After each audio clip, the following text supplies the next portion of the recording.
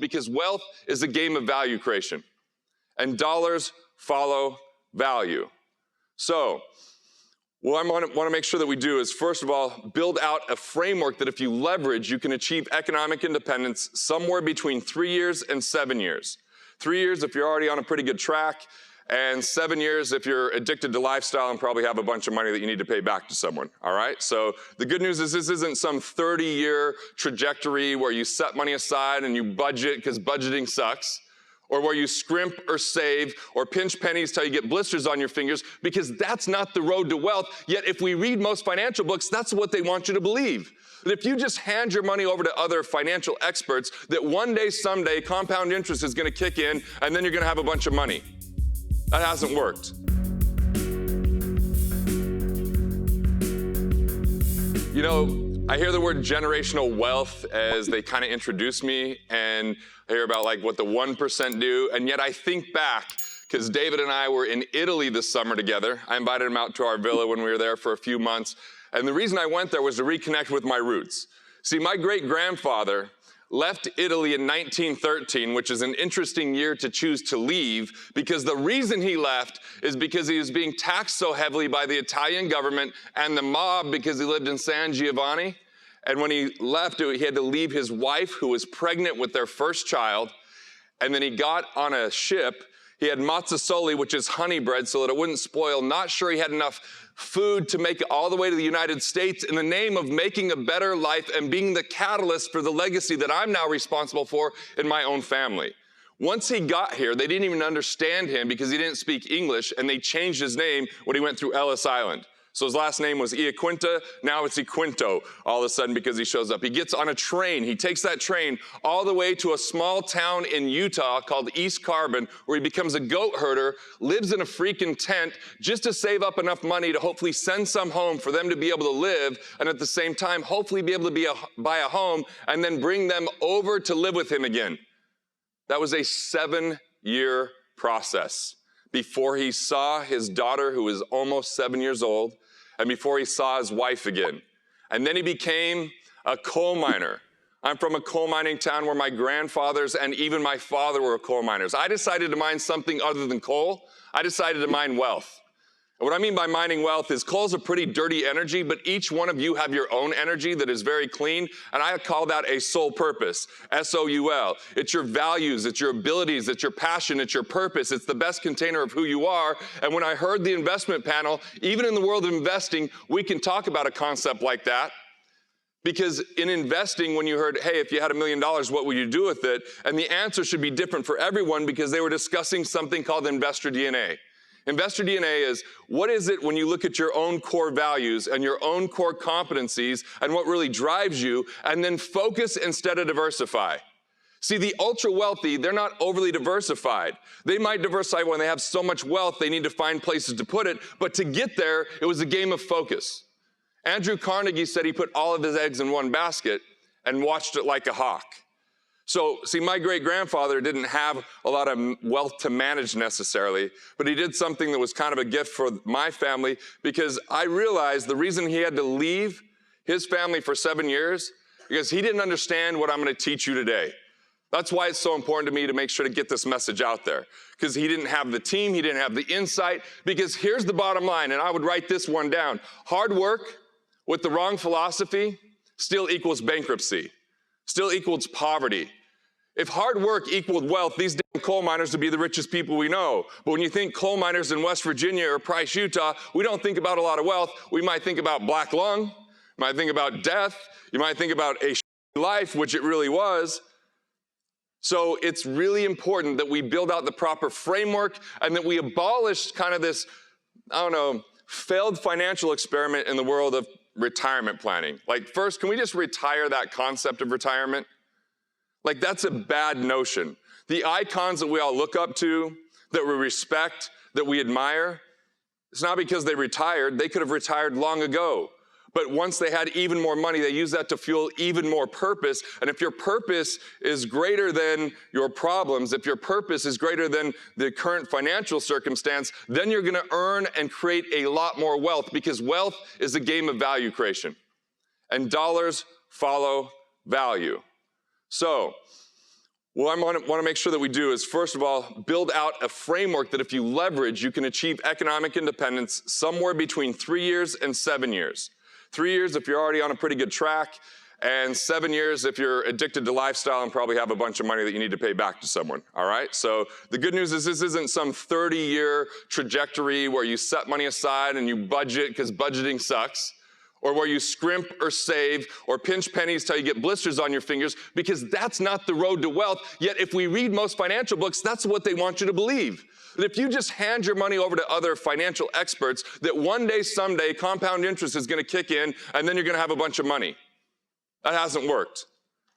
Somewhere between 91% or 98%, depending on which statistics and which studies you look at, show that Americans are not economically independent when they're age 65. And this is what economic independence is. It's when you have enough recurring revenue to cover your basic expenses of life. That recurring revenue can come from one of two main places. One, investment income. I loved hearing the panel talk about cash flow investing. Investing isn't about waiting for 30 years. That's not investing, that's speculating. That's shirking and abdicating responsibility. That's taking on high risk. And anyone that's told you that high risk equals high return is selling you something that's not good for you. If high risk equaled high return, wouldn't we buy lottery tickets and all get really wealthy? But let's face it, lottery tickets are a tax on the poor. That's how governments raise funds, by having people believe they're somehow gonna get something for nothing, which is a disease of the mind. And look, there's this kind of scarcity mentality that happens with a lot of people in the world, and scarcity is the greatest destroyer of wealth. No amount of luck, saving, discipline, rate of return, or financial advisor will save you if you're in a scarcity mentality, because it's kind of this disease called the consumer condition. The consumer condition is where people look to take more from the world than they bring to it. You've seen it. It's called the entitlement mentality. You've seen it. It's when people operate out of fear, doubt, or worry, and they are no fun to be around because they absolutely suck the marrow out of life and never give another piece of it back. On the other hand, I believe that there's a producer paradigm. That producer paradigm is where we create more value in the world than we take from it. It's one where we believe that even if there's a finite amount of resources, there's innovation, there's ingenuity, there's value creation, there's service, there's solving problems. And the bigger the problems in the world, the bigger the payoffs that are available out there for people to actually make more money. I mean, there's never been more money in the economy than there is right now at this second that I'm speaking. So it's not that it's scarce, it's that the knowledge of how to earn it and sustainably keep it and grow it is scarce. So we begin with investment income being part of that economic independence. The second type of income is entrepreneurial income. Entrepreneurial income isn't the income when you're actually the technician doing the work and getting paid for that. Entrepreneurial income is when you have the infrastructure and organization that, with some maintenance and monitoring it and a degree of management, continues to pay every single week or every single month, even if you're not there every single moment, right? So first of all, there's kind of this myth. There is nothing that's a complete passive income in the world. There's just things that are more passive or less passive. If you think that there's complete passive income, you're gonna watch that just pass you by when other people make money. There's maybe short stints of it. There's maybe some money that comes in the mailbox. If you want that to continue for extended periods of time, then it takes some management and some responsibility and stewardship. So economic independence, this is a game changer, because most people are being taught that if they could just save 10% of their income and then put it into some market and try to earn 10% over 30 years, because that's what the stock market has averaged since 2000 BC. Not really, but I mean, that's what they say, right? And averages are all a bunch, it's like a lie. Like if I had two shower heads this morning and I turn one freezing cold and the other one scalding hot and stand in the middle, on average, I'm at a cool temperature, but in reality, I'm miserable as hell, right? So we have to be really careful with averages. I mean, if you earn 10%, or if you lose 10% on $100,000, you're down to $90,000. Then if CNBC, which I got kicked off of, apparently you can't go on CNBC and tell people not to put money in the stock market. They just cut to commercial and then the feed goes dead. And I'm like, hello? Hello? And there was never any email. So I don't know, I'm not gonna, if they watched any video, they might have known who they were getting on. They're like, oh, here's our financial expert, Garrett Gunderson. What should people do right now? I'm like, they should get out. And this was in 2008. I'm like, they should stop investing in the stock market. And then they show the commercial of people frolicking on the beach and drinking Corona while the market goes up, and then it was actually spiraling down at the time. But see, none of that's a sustainable model. This whole notion that compound interest is a miracle, the only miracle of compound interest is that we've bought into it, because the institutions are the ones that have been made rich on compound interest. And I know this may be challenging certain beliefs out there, but let's think about it. How long does it take for compound interest to truly kick in and do something for you? It's a 30-year plan. That's pretty far away. And then I've even heard quotes, and just raise your hand if you've heard this quote, that Einstein said it was the eighth wonder of the world. Anyone heard that? Yeah, that's a complete lie. We researched it. We got these two guys, Tom and Steven. They did the research, and he was actually in Austria in this conference where he said compounding numbers was the eighth wonder of the world. And then Security National Life in 1927 of all times said that compound interest was the eighth wonder of the world and misquoted Einstein while people got their ass kicked in this little thing called the Great Depression. Right? So I'm here to make sure that we get past the myths and misinformation, because those are the landmines that absolutely harm and destroy legacy. And if there's anything that I'm passionate about, because I'm not actually yelling at you, it may sound like it. I'm just excited. Nobody's in trouble or anything right now that I know of. David, if he's off clean, the rest of you guys are fine. But it's legacy is what I'm passionate about. Because when I think about what my great-grandfather did, and what that meant, he didn't really get to have a great life as a coal miner, but he gave an opportunity for me to have a great life. And now I got to make sure that I don't raise entitled little brats with my kids. It's a totally different thing. Like when we're in Italy, we're going to Verona and Venice, and we're going to Florence, and we're going to Siena, and we're eating and drinking all the best foods and seeing the best places. My family never experienced that, and you want to know why? Because they were unfairly taxed, and they unfortunately didn't have the right insight and information to do the best things with their finances. So you could be so skilled, you could be so well-intentioned, you could be so loving, you could be an amazing person, but if you don't get your money handled, life is going to be difficult. So I'm going to give you a very clear-cut strategy and framework that's predictable, it's sustainable, it's distilled, and you can leverage it. And if you do, you will become economically independent, not 30 years from now, but within 7 years. Anybody okay with that? All right, cool. I'm in the right room for 6 of you. That's awesome. No, okay, cool. Yes, I'm pandering, it's fine. See, this whole notion of saving 10% to try to get 10% is a slow, dangerous road. So here's the different framework. Let's get you to a point where 100% of your lifestyle expenses are handled by investment and entrepreneurial income. And when that happens, every single dollar that you actively earn can give you the biggest insider advantage, because you can build more assets at 10 times the rate as the person who's scrimping and saving, that actually gets into a mindset of scarcity. And unfortunately, that hard work is completely destroyed because of one thing. You don't shrink your way to wealth.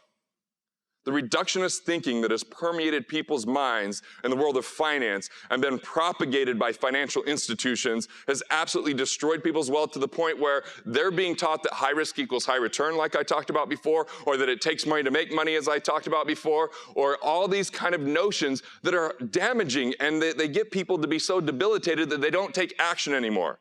So, first off, before you save a single cent, or try to wait for 30 years, let's go through this framework and begin with the very first lever. And I'm using the word lever because this creates leverage in the framework. It's not leveraging money and putting yourself at risk.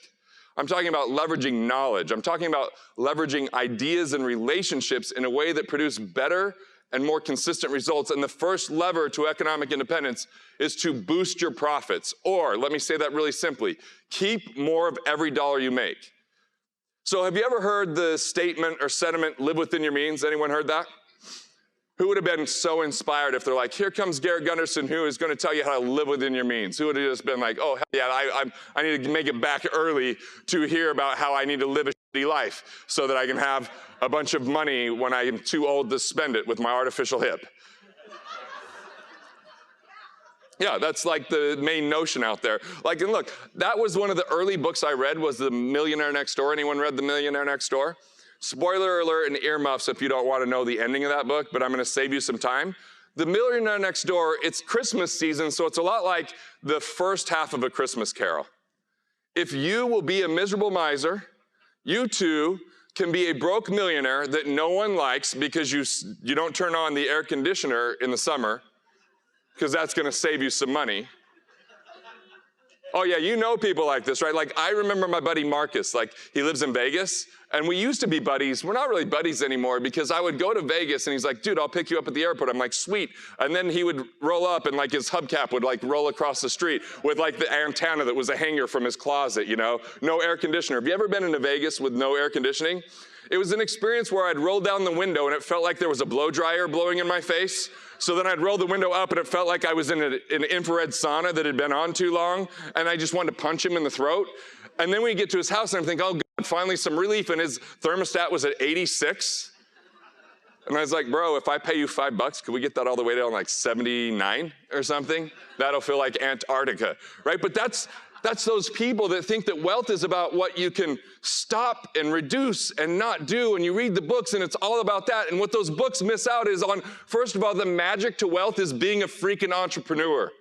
It gives you the biggest advantage that's out there because you're in charge of your value creation. Because as you create more value, you can get paid more money. And as you serve more people or impact them more deeply or reach more people or solve major problems, there could be a windfall of cash that comes in if we're actually capitalistic. So, the first piece is to keep more money and to live within your means. You can budget, but budgeting sucks, so there's two other ways to live within your means. The second way to live within your means is to be more efficient. Simply, there's 4 I's to efficiency. The first I is don't tip the IRS. The IRS is taking money from 93% of you that they don't require, but you're voluntarily handing it over because you don't have all the tax strategies.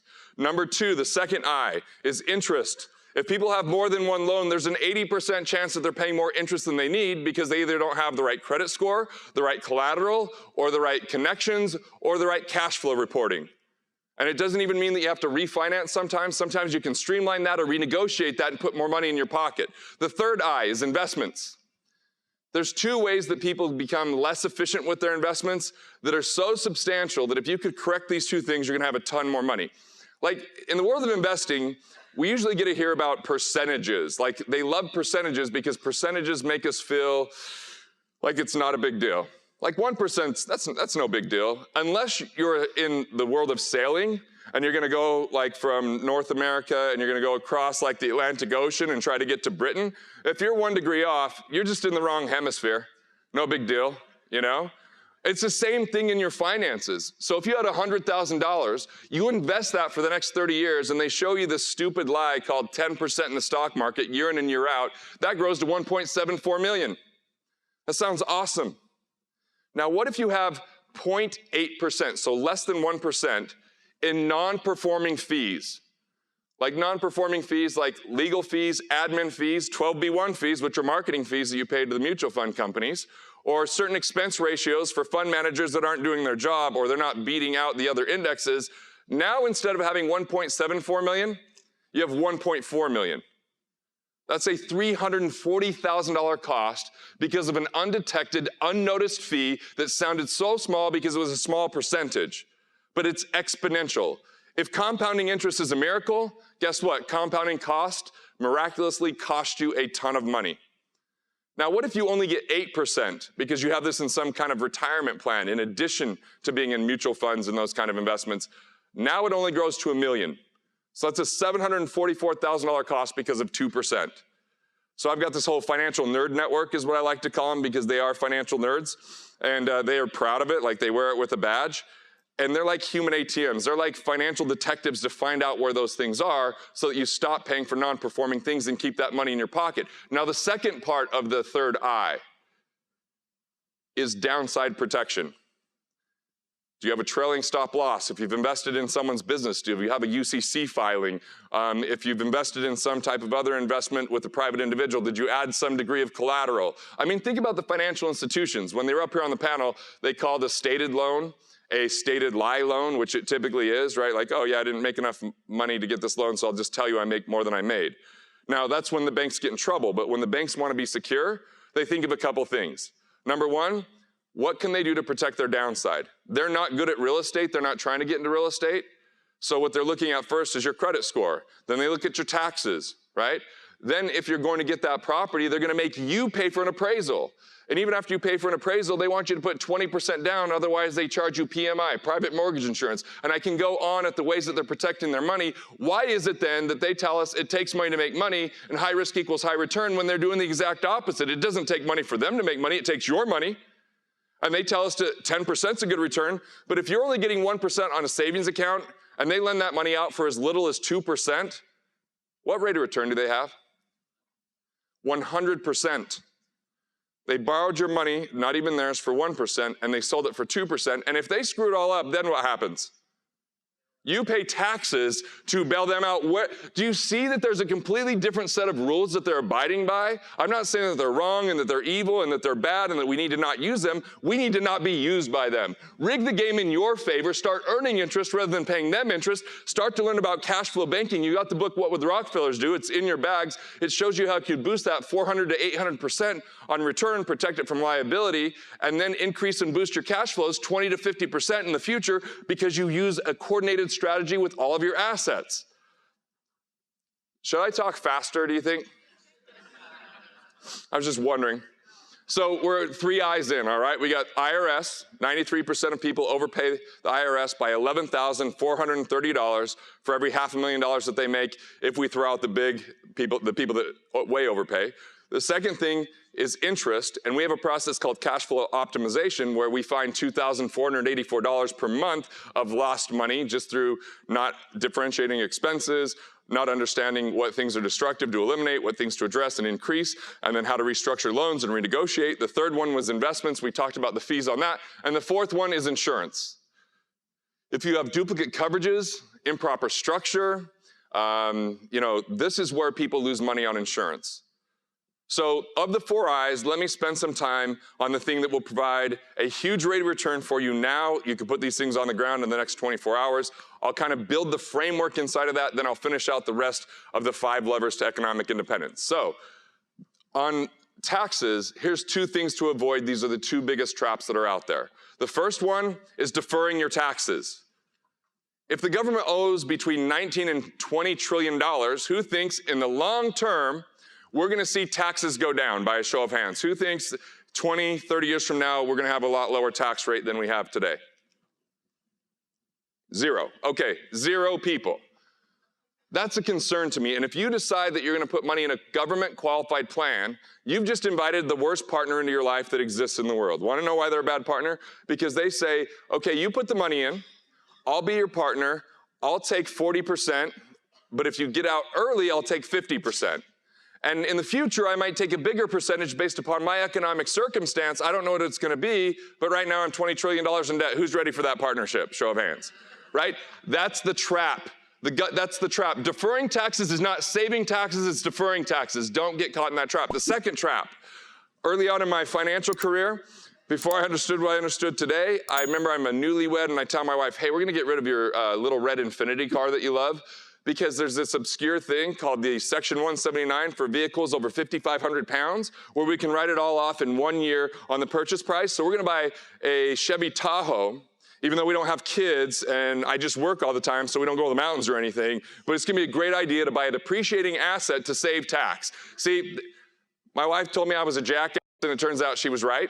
I just thought it was hurtful she said that. So, don't borrow to consume. Don't borrow to go get a depreciating asset, but most importantly, don't let the tax tail wag the dog. It doesn't make sense to spend $1 to save 40 cents.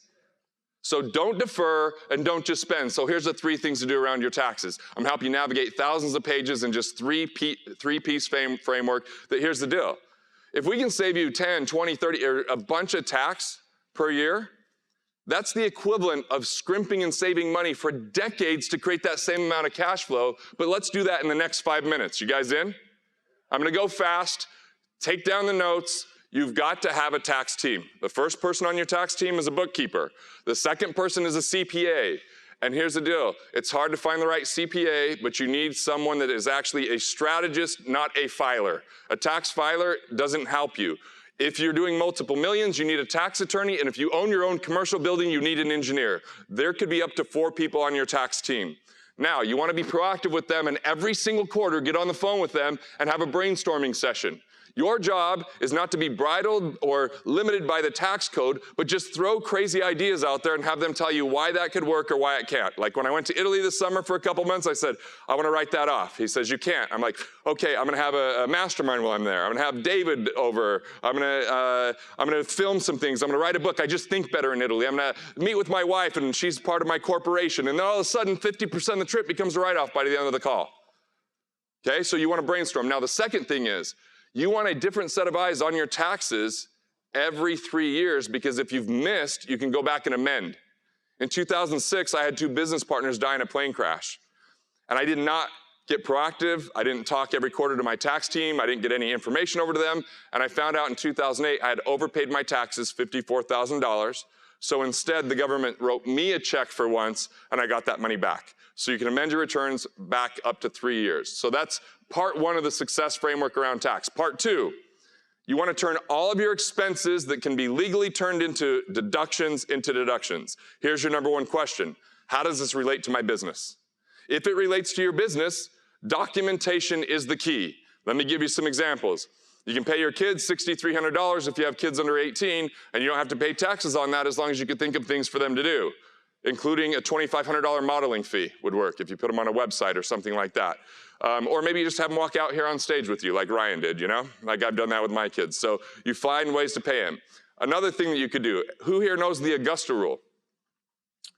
Well, my clients, that's weird. Oh, my clients just raised their hand, that's cool. All right, Augusta rule is a big one because if you use your home 15 days or less in the year for business purpose, employees, vendors, clients, you can rent that out to your business. The business writes you a check. You don't have to claim that as personal income, but the business gets to write it off. So calculate that. If that's, you know, let's just say it was $2,500 you're charging per time. If you're in Austin, you do it during South by Southwest, you charge $7,500 at that time. You do it during Austin city limits, it's another time. You just look at what would it cost to get a hotel or what would it cost to get a banquet room, and then you charge that. There is no tax to you, but you write it off in the business. So that right there could be worth $12,000, $13,000, $14,000, $15,000 in something that simple as we talk about it today. Or even simpler things is like having a home office, you can write off half your utilities, or other simple things that you can turn expenses into deductions. For me, I set up an intellectual property company. Now that intellectual property company, part of its intention is to put things on video, which means I now buy uniforms for that. And when I'm at home, I sit in Lululemon. I don't work out and I just sit in it because it's super comfortable, you know? And then when I'm on stage, I wear this kind of stuff, and now that's a uniform that I'm writing off. Turn your expenses into deductions. If you have a company, you need to have an annual meeting. I think better in exotic locations. So I always have my annual meeting, like at Whistler was our last one. We've done Hawaii, we've done Italy. We write that off. There's so many things, and the IRS says that the majority of you are not taking all of your tax deductions. Why? Because you might have an accountant that says they're conservative. Anyone have that accountant that says they're conservative? Here's what they're saying. I'm antiquated. I'm having you overpay your taxes because I don't know everything there is to know out there. And they scare you into thinking that that's gonna, you know, you're gonna get in trouble and there's gonna be red flags. But a lot of this is just so freaking simple that for some reason they're not doing it. Depeche, how many things are your accountants missing, you know, that you bring to them back in the day? So you had to go get a whole new team, right? Like it's just how it works. So the third one, and this is where you're gonna save a boatload of money, is to reclassify your income. The way you reclassify your income, turn active income into passive income. That's really powerful. Active income into passive income. How do you do that? If you're not incorporated, you can set up an S corporation and differentiate your income. You take a reasonable salary, which isn't what you're worth, but what you'd hire someone else to do that job. And then you can take the rest in distributions, and distributions don't get hit with self-employment tax. That's 15.3% savings. Even when you max that out, it still saves you 3.2% on Medicare, Medicaid, and it saves you above $250,000 on an additional 3.7%. So somewhere between 3.2 and 15.3% just because of how you paid yourself, even if it was the exact same amount. Or we heard about captive insurance agencies earlier. I have a captive insurance agency personally. I can put money into that pre-tax. If I don't have an insurance claim, when I take that out, it's a capital gain. So I just took ordinary income and turned it into capital gain, which almost cut my taxes in half. That's reclassification of income. Other ways to reclassify your income. Let's say you own real estate, or you have a building that you're a tenant in and you own the building. Charge yourself the highest possible rent, because that's going to come through at a lower tax rate than if you're paying yourself a salary. If you own real estate, that can help you reclassify your income, because you can become a real estate professional, which doesn't mean licensing, it means how much time you spend on it, and you get unlimited deductions with that. There's so many things that you can do in this realm. For example, you can set up a C corporation, and if you have a new startup business or a part of your business that you have like a division, like if you're a doctor and you see patients, but then you want to do supplements, you can put that in a C corporation, and you pay less tax on the first $50,000 in a C corp than you do on an S corp or an LLC. Or another way you reclassify your income. If you're the only owner in an LLC, you're not being as tax efficient as you could. What you do is you put at least a 1% partner in there, even if it's a spouse or something like that. And then you move to Schedule K, it gets taxed as a partnership, and it lowers the taxation on that. So reclassifying income is a major, major way that tons of people can save money. Like if you live in a state, anyone live in a state like California or New York, or where you're just paying a boatload of taxes, but you have clients outside of those states, you could learn about a grantor defective trust called a wing in Wyoming or a ning in Nevada, and avoid state tax on people that are from out of your state that you're serving. Now there's someone in here that loves budgeting. Who is it? It's cool. I'm not going to steal it from you. You get to still budget if you really want. But the rest of us, you never have to budget again if you do this simple thing. Go to your bank, set up a separate account. Call it your wealth capture account. Every time you free up money, every time your business grows and you pay yourself more, just make sure you're automatically paying a portion of that money into that separate account called the wealth capture. That's automatically saving money. Now, most people think they're automatically saving money, but if you're putting it into an investment, that's not saving, that's investing. And I'm in agreement with other people on the panel. Now is the time to start building up a lot of cash, because people that build up a lot of cash are going to be able to take advantage of the change in the economy.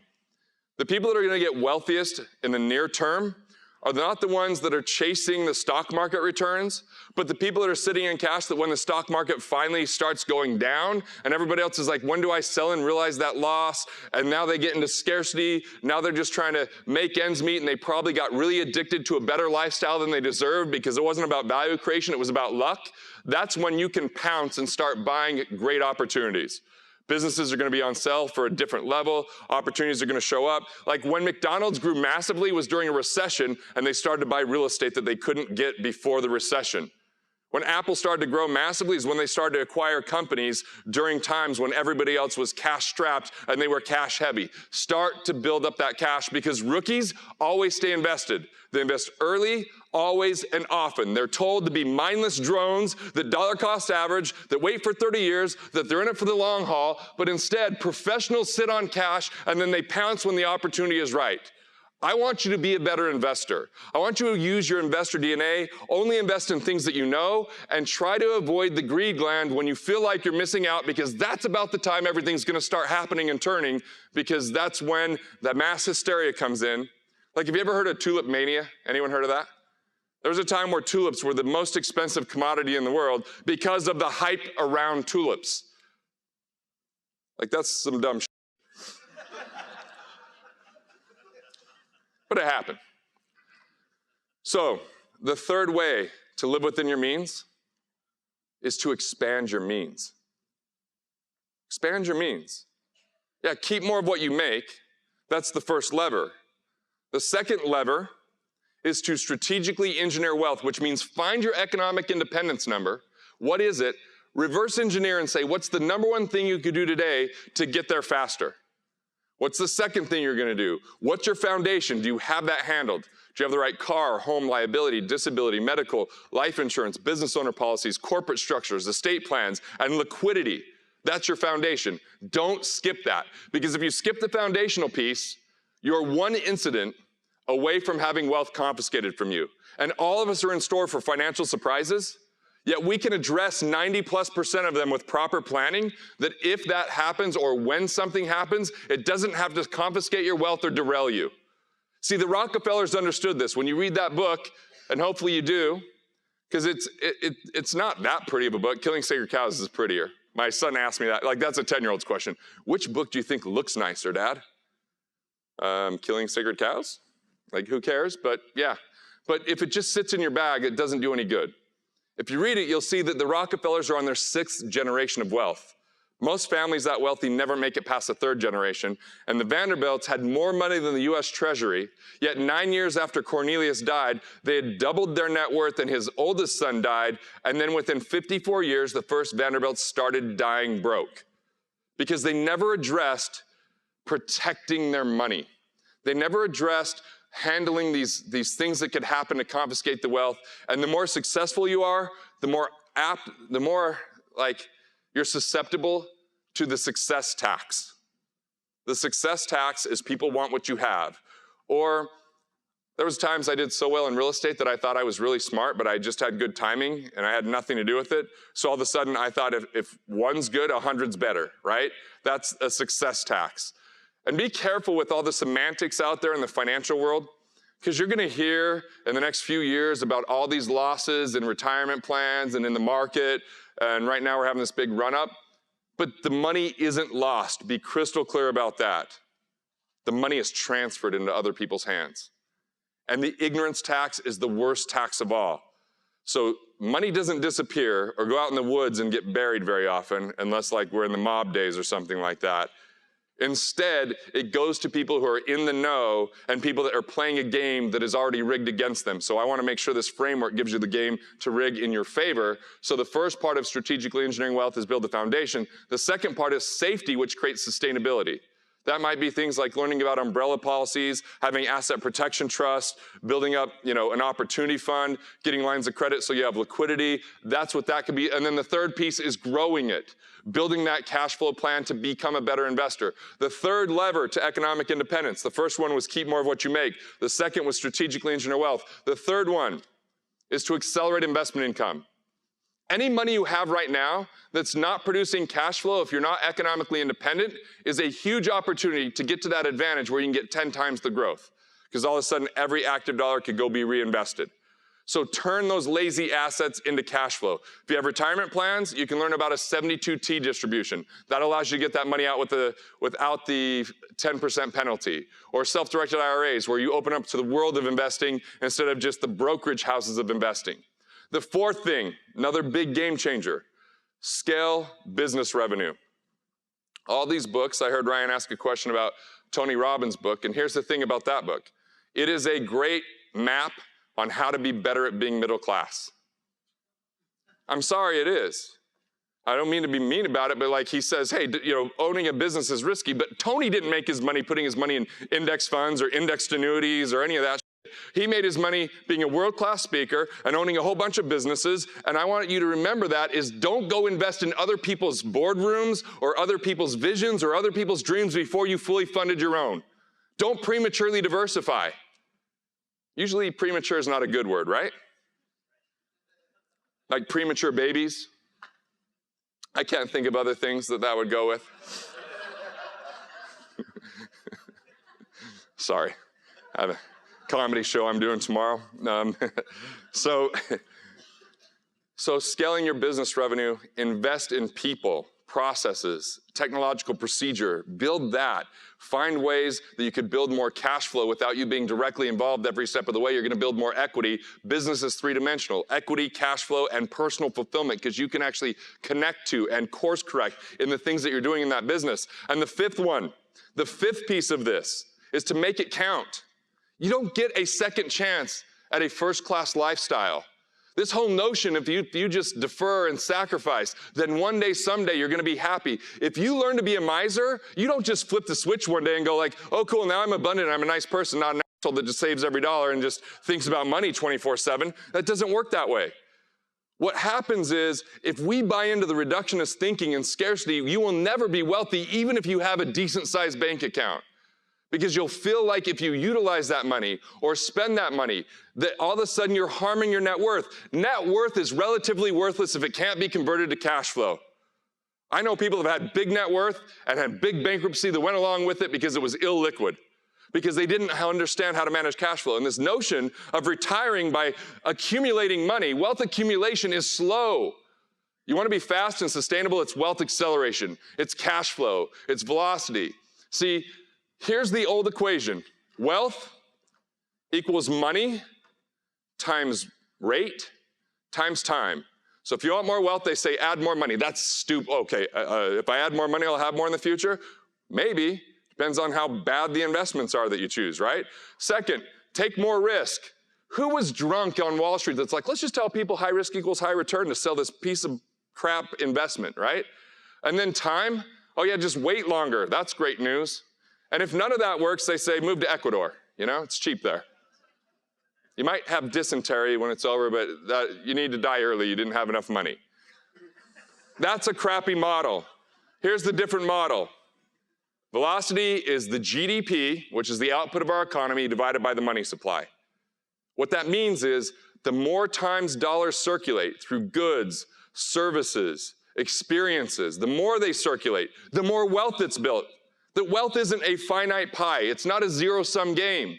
If I give you money, you get to take that money and utilize it again. How often do we utilize that? That's investing. See, when people hear the word expense, they usually think of it negatively, like it's bad or wrong. But your income is someone else's expense. And real investors know this. Sometimes investments show up as an expense on the income statement initially, but assets and income for the long term. The right employee, the right mentor, the right marketing program, the right resources. So keep more of what you make, identify that economic independence number, and start working towards it. Find your existing resources and be more resourceful by turning the cash flow on and getting rid of lazy assets. Scale your business revenue, which means invest in yourself before you go invest in everything else. And then the fifth thing is make it count, which means you have this legacy that you're living. Legacy isn't the amount of money you leave behind, because you die twice in your life. First, when your body dies, and second, when the last person that knew of you or of your name ever whispers it on this earth. I'm here to make sure that my legacy lasts, because it's not something that just dies with me, but it's something that's the example I live today by having the right family retreats with my kids, so that we have distilled our core values as a family. So we have a family crest as a family, just like we have a logo for our business. So that we have a doctrine that we call our family constitution that governs our trust, that's dynamic and is distilled and is the core philosophies that I've learned in this world that I want generations to be able to benefit from for years and hundreds and decades to come, just like the Constitution of the US, right? But for my own family. And then a family office. The Rockefellers had a family office. Financial professionals that are on the same page, have the same philosophy, communicate with one another, and they're not just paid because they're making some type of commission. Instead, their job is to protect it, preserve it, and perpetuate it. The Vanderbilts didn't have any of those things. They lost all their money. The Rockefellers did. They donated $50 million to charity this year, and their wealth still grew even after David Rockefeller died. That's what I want for you. Because my great-grandfather didn't have that, and he had 7 years where he didn't get to see his family. So I'm on a mission to make sure 1 million entrepreneurs achieve economic independence. If you have it, you can swing for the fences in your business. You can make sure that money isn't your master, but you master your money, and that you make choices with financial freedom in mind. And I use that term very carefully, because financial freedom in our world has been a bastardized term, which most people think means an amount of money they have in a bank account. That's not financial freedom. Financial freedom is a state of mind where money is no longer your primary reason or excuse why you would do or not do something. We have a disease and a plague in our world today where money absolutely governs people's decisions to the point where they are manipulated, thinking that because there's a Black Friday sale that they're actually saving money. They're not being about investors, they're about consumerism. And you have an opportunity to do something extraordinary, which is have impact, to find what your skill set is, bring it to the world in a form of value creation, and the bottom line is dollars follow value. Make sure nothing destroys your legacy, that you get clear about who you are, you find the path to making more money, and you have the financial team that surrounds you to keep more of every single dollar you make, and you'll be able to get there in a short period of time if you follow the 5-tier methodology I just talked about. Keep more, engineer the wealth, accelerate the investment income, scale the business revenue, and enjoy life along the way, because you are your greatest asset, not a stock, not a bond, not a piece of real estate, and surround yourself with good people and get rid of the a-holes. It's that simple.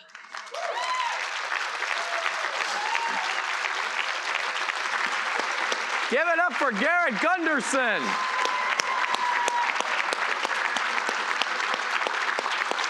I want to stay standing with you because the energy is high enough. And I just want to ask you a couple questions about this. I actually want to ask you about work and life, because you travel the world, you get a ton of stuff done, you have a great relationship with your wife and kids, you run a great business, you help entrepreneurs all over the world.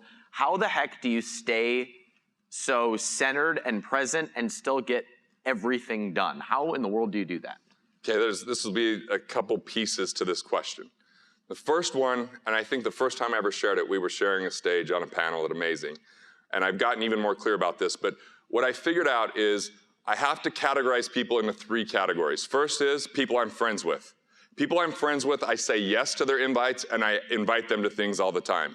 People I'm friendly with are the people that don't want to see me succeed. They're too indoctrinated into the consumer condition. They're negative people that aren't thinking about ideas and impact. Instead, they're thinking about complaining and circumstance. So I say no to every one of their invitations, and I never invite them to anything, and it gets a ton of time back into my life. And the third category are buddies. Buddies are people I like, but I'd never do business with. And by not doing business with them, I save a lot of time because I usually end up holding the bag on that. The second thing is business habits and rhythms and personal habits and rhythms. Every day at the end of the day, I look at my calendar, I say, does my calendar reflect the man that I want to be? And what did I do today that someone else could have done unless I absolutely loved what I did? And then I said, rather than being cheap about who I hire, I make sure to pay more and hire the very best people so that I could delegate roles, not tasks. Tasks enslave you. Roles free you up. Because if you can count on someone and hand it to them and they can do it, then you can go to Italy for 2 months and still have your company run and only work for 5 half days. Or you could be on the road and have an event. We have one of our workshops going on right now. When he first invited me to this, I'm like, I have a workshop. And by the way, someone that you introduced me to is at the workshop. They're like, you're supposed to be at capitalism. I'm like, I'm going last night. And they're like, oh, so yeah, once again, they feel like, how are you doing all this? But I have a book coming out next year. We have 35,000 copies in bookstores. In March, 100,000 copies out the gate. I'm going for #1 with that. It's because I chose a good team. And I've just gotten more selective. I do 5 things really great, and then I say no to a ton of stuff. I say no to a lot of opportunity because we always get these distractions as entrepreneurs that are gift wrapped in something that looks like opportunity. And I've gotten really clear to listen to my wife because her intuition tells me when it's bullshit. Yeah. So we both believe that entrepreneurs are the greatest engine that we have to create growth and 100%. Wealth and change. And entrepreneurs go into something, we get amazing results right away, and then we often get constrained by stuff we need to get done, by things like payroll, by paying taxes. You're working at freeing that up and freeing up that capital, make sure it stays in the hand of entrepreneurs rather than governments. Yep. What do you think is the #1 mistake that people make that gets them constrained? The #1 mistake is that they can't differentiate the 3 measures of worth. So there's price, which is what we pay. There's cost, which is our economic impact. And there's value, which is our overall feeling of satisfaction. And most of the world, they live in the world of price. And when we try to save money, we end up expending and taking tons of energy in the name of that savings. It constrains us, and then all of a sudden we have less energy for everything else. But if we can understand cost, I would pay 10 times more for my tax attorney than I pay him right now because my economic cost goes down so much having him in my life. So the value that I have knowing that I'm gonna pay less in tax is I feel good because, dude, my great-grandfather was run out of a country because of tax, and then he got to the US in the year we came out with the US Revenue Act. I'm pissed off about all types of taxes, ignorance tax, success tax, employee tax, because I'm here to make sure that people legally and ethically pay the very minimum so they can put that back in their life. And if you're not willing to invest in yourself and let other people support you, because you have a mentality of if you want it done right, you gotta do it yourself, that is your constraint and you're never gonna get truly wealthy. What are you investing in right now, or what do you see coming? How are you managing your wealth differently, or is it the same path forward in these economic times? A little different. One is I am stuffing every dollar the government will allow me into my overfunded life insurance plan right now because I want massive liquidity. I could pull that money out at any time. I'd have to do better than 9.9% to put it somewhere else, and that's a pretty amazing storage tank. And the second thing is I started to look at investing not as products, but let me give this equation, and then I'll answer the second half. There's this equation. Who in here wants more money just by a show of hands here? okay? All right, if you don't, earmuff this, okay? So financial capital is a byproduct. It's a byproduct. So if you think you have a money problem, you never have a money problem. It's actually a problem of two more precious forms of capital, one being called mental capital, which is your knowledge, your wisdom, your insight, your tools, your strategies, mental capital. If you've ever heard it's not what you know, it's who you know, that's not true, because Ryan doesn't hang out with me and I don't hang out with Ryan if neither of us brings anything to the table. We're just we'd make fun of each other, essentially, right? So what you know matters in today's world. And the second piece is relationship capital, which are people, networks, organizations, mentors, family, friends. And if you want more financial capital, you're either an idea or a relationship away from that next level of prosperity. So I am bullish and aggressive on investing in quality relationships. I'm bullish on investing in the right mental capital and attending and spending time with the right people. I put a lot of money in that every year because it always pays off in a big way for me. So that never changes regardless of the economy. But I stopped looking at investments as products, and I started looking at investments as what are my biggest skill sets? How can I package that up and start bringing that to the marketplace, not only to customers and clients, but even to other financial people. And in the last 2 years, by looking at that, half of my income comes from licensing what I do, and I consider that my #1 investment. And I can get 6-figure and 7-figure payouts in short periods of time. I can't do that with any other investment unless I would have gotten into crypto when I was first told about it. Want to master your money? Want to figure out the things that you could do to improve your finances? Click here and check out more videos like this on Money Matters.